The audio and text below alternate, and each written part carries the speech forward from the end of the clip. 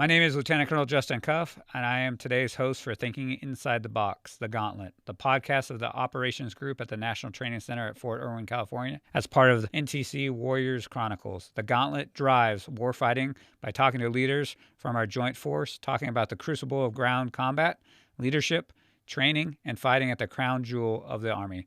Today, I'm sitting down with Battalion Commander Tim Martin of the 316 Field Artillery Battalion to discuss Rotation 2602, including how this rotation differed from our typical rotation. It's great to have Thunder 6 on the net today with Tim Martin. It should be an exciting conversation. We talk about transformation and contact. Hey, Tim, just for the audience, you want to introduce yourself? Yeah, absolutely. I'm Lieutenant Colonel Tim Martin. I'm the battalion commander for 316 Field Artillery. I also dual head as the Fiscord for 21 ABCT Blackjack Brigade. And this was my second NTC rotation as a battalion commander. We went through a traditional NTC rotation in November of 2024, and then finished up with this rotation in November of 2025. Obviously, two very different rotations, but glad to be on talking to you today. Tim and I've known each other for years, and really this is the first transformation and contact rotation for the National Training Center, so 2602. Tim, just to open it up, do you want to kind of talk about your formation and the difference from what maybe you came in that first rotation in 24 and then for this rotation in 2602? So 2502, we were very much a traditional artillery battalion construct, fire support construct. We were on a lot of legacy equipment and systems. We did have the newer Paladin versions. We had the M7 BFIS and the Alpha 7 Paladins. And then in June of this last year, June of 2025, we were designated by Chief of Staff of the Army to be the first ABCT transformation and contact formation. And really from that point, everything changed. We were rapidly fielded to make us a more modern warfighting system. So we received new communications equipment with 162 with the MUOS radios. It's mobile user objective system radios. So a different type of radio system. We received star shields at every single battalion command node and several in the brigade. The tank formations experimented with what type of formation that they were going to operate with. And then additionally, what was unique about the battalion is we went from a 3x6 artillery, traditional ABCT artillery DS battalion to a 2x8 construct. So 2 batteries of 8 howitzers apiece. And then we got a additional battery of 8 MLRS launchers. So all this happened in a very short amount of time. So we really had to adapt how our train up looked between June and September, October of 2025, and then how we're going to fight in NTC as part of a new TIC construct. Additionally, from the brigade, we got a variety of different drones. We had FMV drone capabilities in every single maneuver battalion and in the brigade headquarters as part of the multifunctional strike troop, which is a new construct that the ABCTs are experimenting with that allows them a sense and strike capability at the brigade level. So really just dramatic changes to how we were operating between the 2 years. Yeah, no, that sounds awesome. Like I said, a lot of new technology out here, and then come to the crown jewel and really put it in the dirt and test it was a great opportunity. And I also know they modified your battalion a little bit. They added a launch effects platoon, right? Can you describe that? When we stood down our Charlie battery to create the two Alpha and Bravo were the 2 8-gun batteries, we cobbled together what we called a launched effects platoon. The idea of the launched effects platoon is that they have an organic sensor to strike capability, precision sensor to strike capability within the battalion. So what we were experimenting with was much smaller version of a cruise missile. So we had that within the organization. Kind of the guiding principle from 1st Cavalry Division was the wave concept. And so the way that 1st Cavalry Division sees its warfighting framework being is that in the depth of the battle space, we have wave 1, which is detect, right? What are we using to detect the enemy as they're entering into zone? Wave 2 is suppress. And in a BCT, suppression would be a cannon artillery or rocket artillery, some sort of non-precision effect that you're putting on the enemy to kind of fix them into place. And then wave 3 is the finishing fires. And General Felty, the division commander of 1st Cavalry Division, sees finishing fires as being the precision portion of it. So whether that's a lethal drone or XCal round or whatever it is, something that we can use to apply a precision lethal effect onto an enemy formation throughout the battle space of the brigade. So the point to it is that it allowed us the capability of completing all three waves within the battalion itself, which was really unique for us. And I don't think it's something that most other organizations have practiced with in the ABCT realm. Think about a traditional FA battalion with 18 paladins. That's really what it would bring to the fight. And now you're bringing such more capable firepower at range, right, and destruction, but also with the loitering munitions, some other unique targeting capability for the battalion. Yeah, absolutely. And that's what we gained, just depth. We were able to see pretty reliably out into the deeper areas in front of the brigade between the FLOT and the CFL, or whatever we want to call it in the construct of the NTC rotation. But that was really a game changer for us in 2602. Yeah, and just one thing before we kind of move off the technology, anything for the fire supporters out there, because I know I'm sure a 13 Fox listening saying, hey, what new piece of equipment did I have to fight? The fire support teams, depending on the battalion, some of them had drones. But I think that from a fire support team perspective, I really feel like that's the future of the 13 Fox community. I think that if we can get drones with a reliable target acquisition capability attached to them, then we become less reliant on the actual optics. Really, they become much more lethal at much, much greater ranges as well. No, right. And we talked about that, during the rotation. What does a future fire supporter really look like, or what capability could he or she bring to the battlefield, right? And if we can see that the future of UAS with the fire supporters could really help them, gain another edge in the fight. Absolutely. I think that's the area out of all of the areas of growth within the fires, the 13 Bravos, Juliets, Romeos, and Foxes. I think the Foxes are looking in short order at the most dramatic change of all the key MOSs in the fires world. Yeah, right, because it's potentially a transformation there of that MOS of really what are the responsibilities that they need to train at. And looking back at your rotation, really going back to the comms package, right? Really, that's probably the biggest game changer for the organization. So as we see units are challenged out here at the National Training Center just to maintain reliable comms, not just voice communications, right, but digital communications for the fires enterprise. It seemed like the MUOS really probably solved a lot of those challenges that we've seen out here. MUOS in the fire support world is the way of the future, or the C2 architecture. I think MUOS is the future. I mean, we were able to talk pretty clear and pretty reliably. I think the biggest issue that we had with the MUOS systems at NTC was just our own lack of familiarity with it. Like I said, it was just not something that we trained on in Fort Hood. We got them after we had already completed Table 15s. So we didn't really have a chance to get them out to the field prior to coming to NTC. The MUOS are much more capable, but they're not like a beginner's level radio system.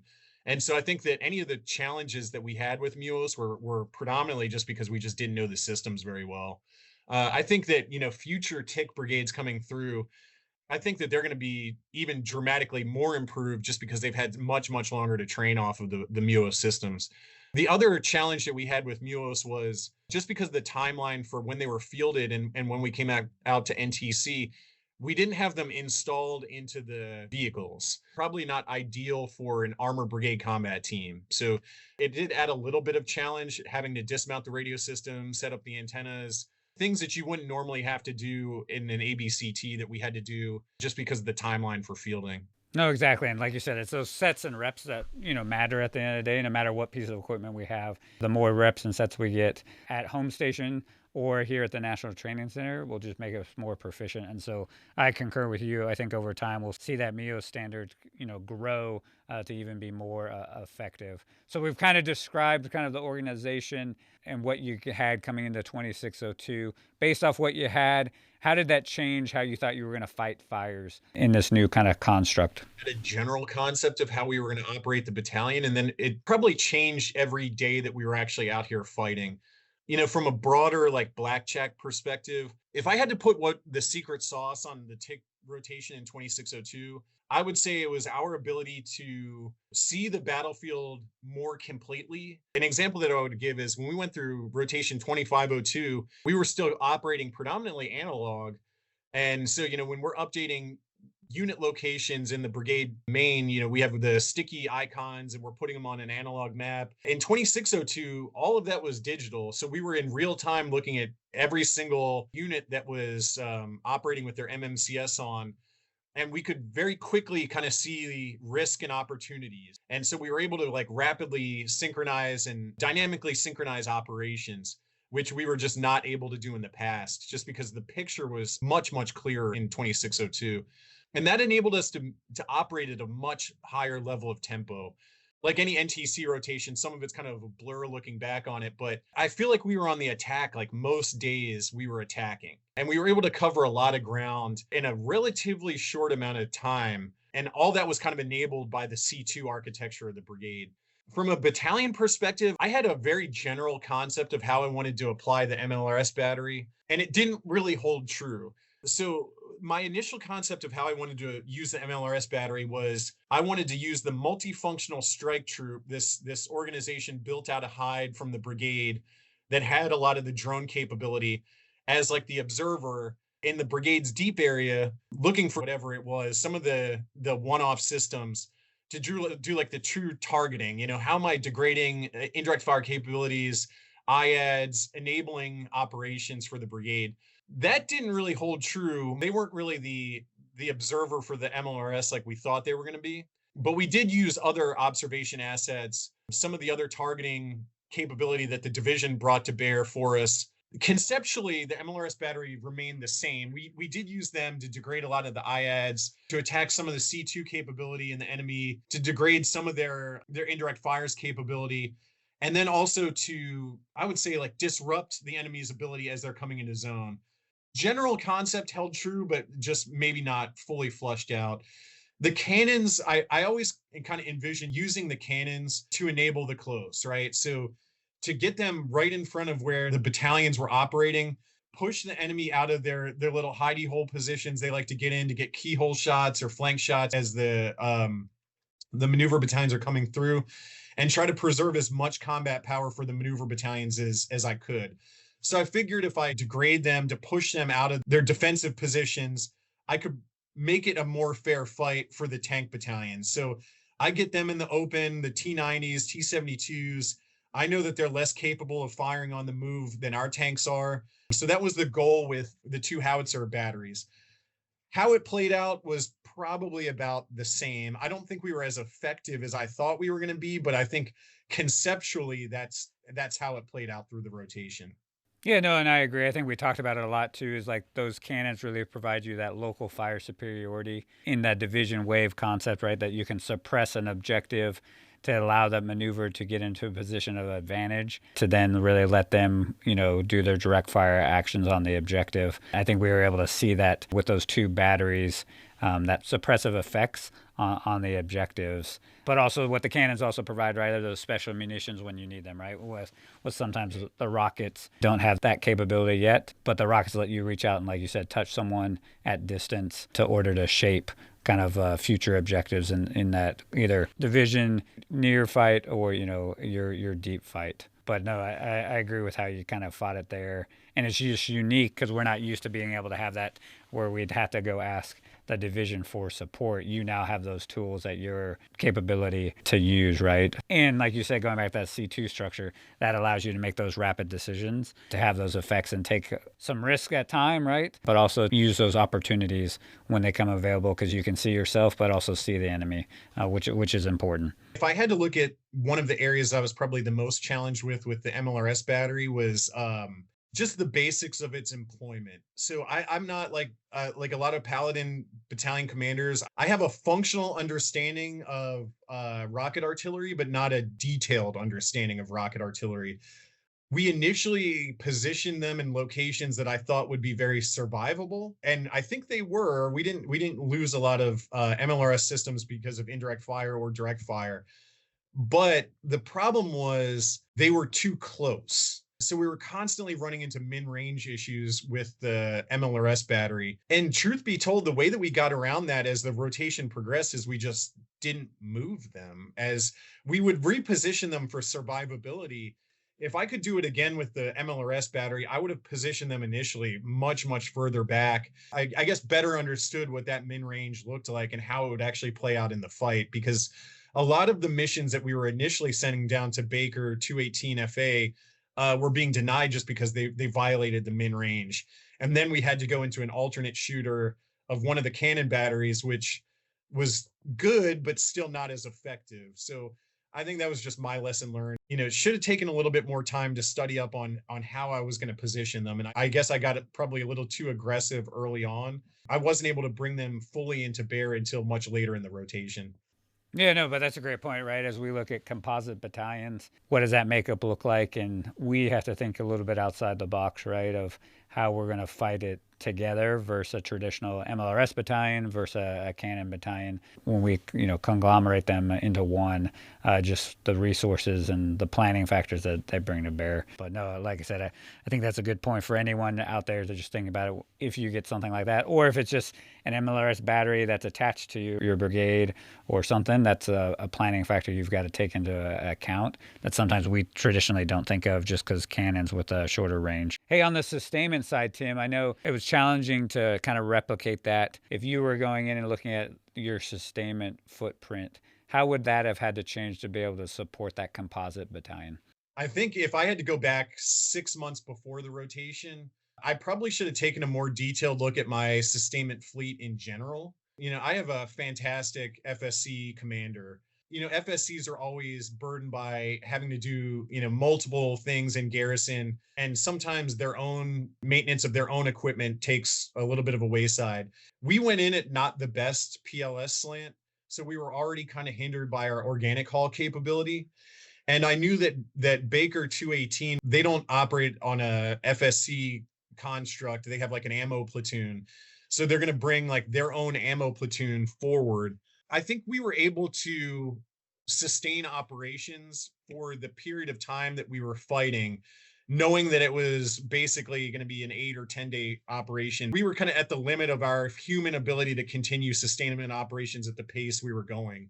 And it's probably something I didn't appreciate until after we came out of the rotation. I really saw like the impact that it had on distro.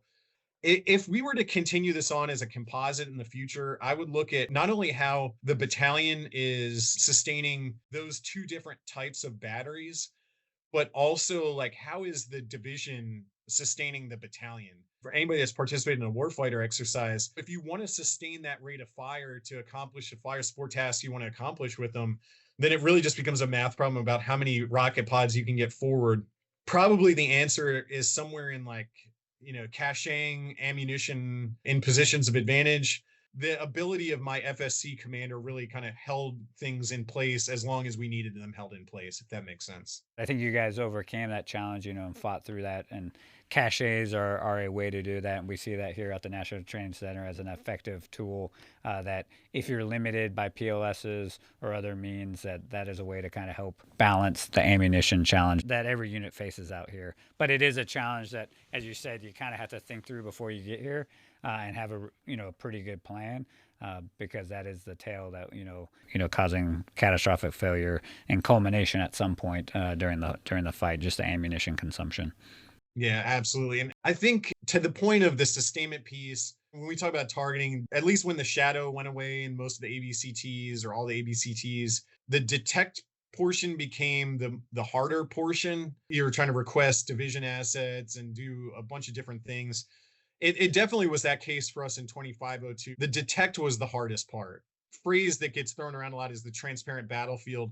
Now everybody has a FMV drone and we have divisions that are providing, real-time feedback to what's happening in almost to like section level detail of what the enemy is doing. I think the harder portion is going to be the decide, because in a world of infinite targets, but not infinite ammunition, like how do you really get at the maximum effect that you want to have if you can't just shoot everything? My challenge on day one of the fight was I was shooting everything.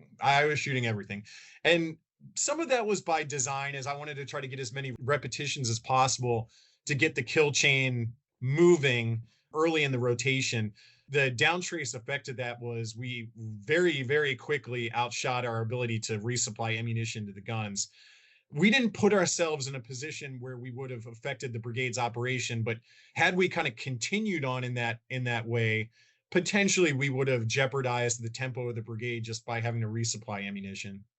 Yeah, right. And to your point, it's a simple math problem sometimes, right? And it's supply and demand, huge demand of targets, right? The supplies, we always kind of have the limit factor, then that's where we have to manage. And to your point, I think as you and I talked about it, we were trying to early on push that just to get the machine kind of going. I think as it got later in the fight, you became more disciplined on, your high payoff target list and able to make those choices in the supply versus demand kind of construct that we always struggle with out here in the fight. What I would recommend battalions operating in the future, coming through probably 2502, I had still a different mindset about it, but in NTC rotations I've done in the past, I think we fixate a little bit on like the bespoke enemy weapon systems, kind of niche equipment that the enemy might have. And that's important. But what I operated in 2502 and 2602 is let's kill the things that are killing us, right? So like it's all that stuff that's going to wipe out, a company of tanks before it can get to a position of cover and concealment or whatever.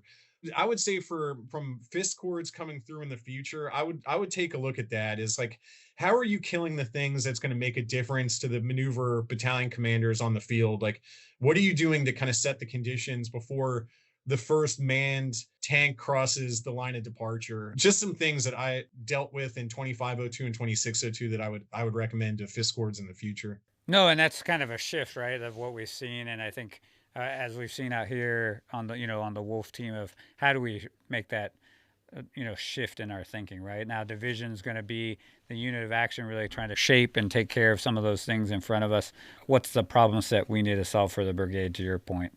And that's something as we encourage fire supporters out here is, what is that true HPTL that we're trying to have effects on the battlefield? And it's different than what we saw 2 or 3 years ago, right? And it's something we've got to take into consideration as we go forward, and then leverage division to help us shape some of those other effects that we're trying to get after. Yeah, absolutely. And again, one thing that we were probably challenged on in 2602 is our ability to communicate our needs to division. You realize very quickly that you and division are operating off of two different timelines. Like, in the brigade, you're targeting timelines, the next 24 to 36 hours, potentially even less than that.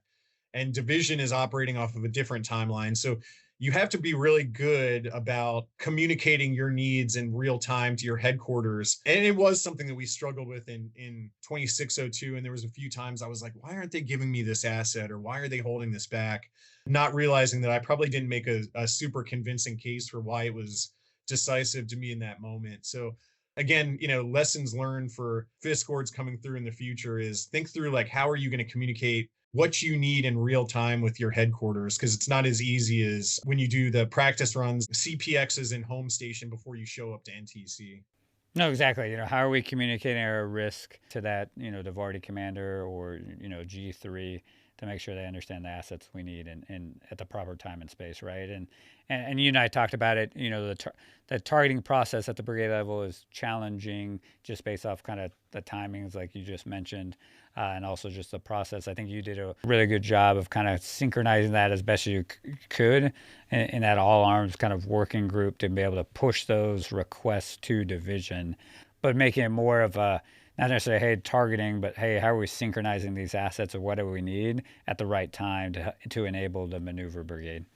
Yeah, absolutely. No, awesome. Hey, just to kind of wrap things up as we look at it, not many battalion commanders or fist corps get 2 reps at coming out of the National Training Center, both kind of different like we mentioned before. But looking back or based off your experience, if you had a future Field Artillery Battalion commander coming in and or fist corps, either things you would say, hey, I would definitely kind of focus on or think about before I got here, or maybe in the training progression, some things that, hey, I'd have my unit kind of focus on that I've seen kind of either both iterations that we were challenged on or new thoughts you've had after you've kind of reflected on your rotation? One thing I've thought a lot about since rotation 2602 was the position of the Fiscord, right? And you tend to go where you feel the most comfortable. I love the ABCT. I love the hooking and jabbing of the brigade talk. I love watching units maneuver onto the objective. Like, that is my happy place. And it's a place I feel the most comfortable. It's a place I feel like I am like in the decisive engagement, but not realizing that, like, as a battalion commander, you have a wide swath of things that you're responsible for, right? And you have a lot of people that really want and need your attention. There was a couple of days where you and I talked and you're like, hey, you need to get down to the FA battalion headquarters. And at first I was kind of like, I'm sure they're fine. I'm sure they're fine. But it's not necessarily about being fine or not. It's that they want and deserve your attention. As for the Fiscords that are coming through this, just check your blind spots to make sure that you're providing everybody an equal version of your presence. You're present for the entirety of your formation as best as you can be, and that you're not fixated on the one thing that you just really, really enjoy the most, be it sustainment or FA battalion operations or brigade operations or fire support, whatever role that we have. And some of that's also dictated by your boss, right? What I would also offer is when you go to LTP, and I found it to be true both times at NTC, if you're going to say you're going to spend 90% of your time in brigade, which is fine, that's whatever, as long as you're not neglecting the other parts of your responsibility, you are the senior staff officer in the room, right? You might as well just own the role, right? So you might as well be comfortable making decisions and telling the S3 and XO what to do. And like, you're the lieutenant colonel and they're majors. Like, they're very talented majors, they're future battalion commanders, but you're a battalion commander. So like, I would just offer that, like, they're looking at you for guidance, they're looking at you for expertise, they're looking at you for direction. And if you can give that to them, then I think that you're very value added to the brigade operation, because it can't all just fall under the brigade commander. He's one guy, and there's a lot of stuff that's being asked of him.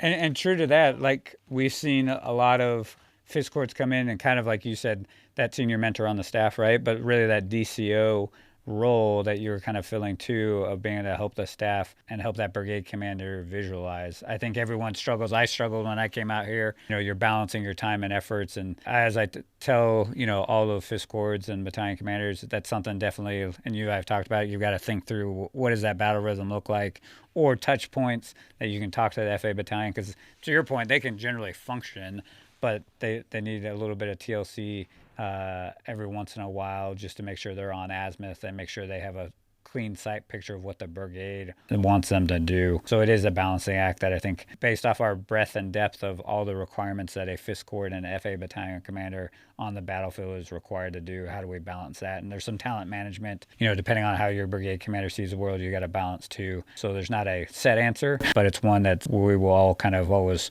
try to balance and struggle with to make sure we're providing those effects, and we're that customer service organization that they expect. I would say my first NTC rotation, I was less than 3 months in command, and I had to sit down with my supported brigade and say, like, hey, sir, what do you see this relationship looking like? We had an idea, we had a concept, and then we kind of developed the concept in time. Obviously, like, you're not by title the DCO, but most brigade commanders want to have a lieutenant colonel up there you are in the trust circle. So like, you're able to provide good, solid feedback on operations, on talk through courses of action with him. You're not peers, obviously he's your boss, but you're much closer to a peer relationship than he is with the S3 or XO. So you hold a really special place to them. And I would just say, like, embrace that spot, but not at the cost of everything else that you're responsible for.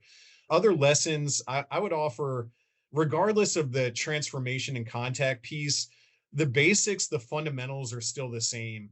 So if you can get a battery able to execute the occupation standards, fire mission standards, according to what the .8 and the Red Book is saying that you need to do, like, you're probably 80% of the solution is complete. If you can go through really robust and challenging tables before you show up to NTC, and you're holding people to the .8 standard, like, that's gonna win the day for you, like, more times than not. And I know, most of the people that are probably listening to this are battalion commanders, so this might be obvious to you.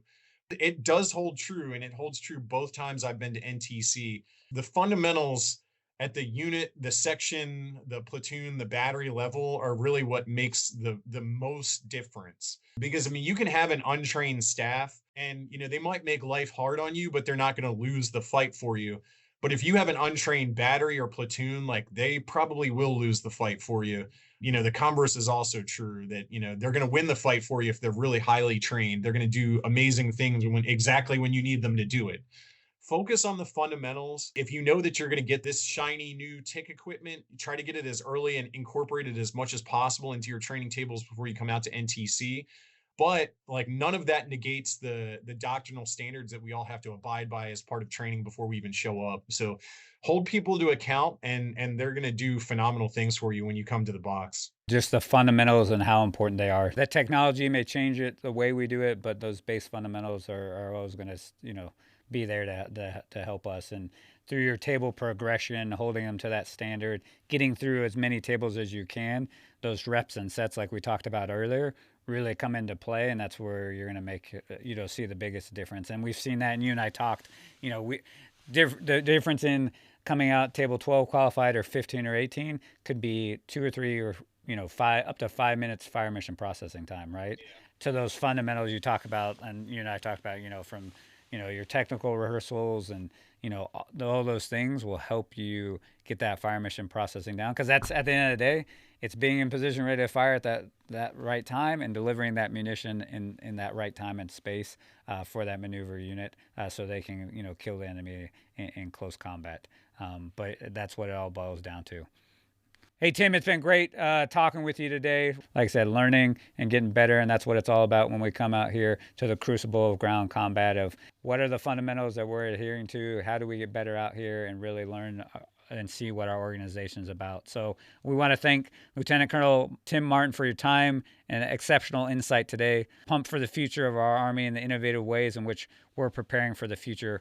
As always, our observer coach trainers are on your team, and I invite you to look at our latest productions and subscribe to our TAC Talks on YouTube or Quick Hitting Lessons. Thanks for listening to Thinking Inside the Box, the Gauntlet, brought to you by the Warrior Chronicles.